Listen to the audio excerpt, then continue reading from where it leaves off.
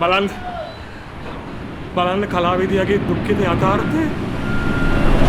මම දකින විදියට අපිට සංස්කෘතික පීඩනයක් තියෙනවා මේ යථාර්ථයේ අවලක්ෂණය ප්‍රතික්ෂේප කරන්න. තමුසි කුණුගොඩ අයින් කරනවද නැත්නම් මම අයින් කරන්න? විවිධ නිර්මාණයක් කියන්නේ පංච ඉන්ද්‍රියන් කුපිත කරවමින් මනුෂ්‍ය සංවේදීත්වය ආක්‍රමණය කරන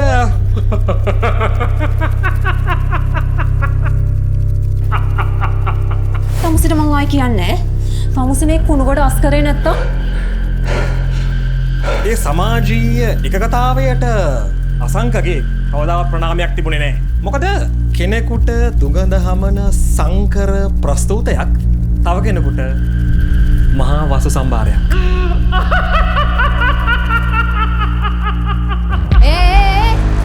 අසංක අයියා වගේ නිර්භීත නිර්මාණකරුවෙක්ට බලපෑම් කරන තමුස කවුද බං? මොකද කෙනෙකුට දුගඳ හමන සංකර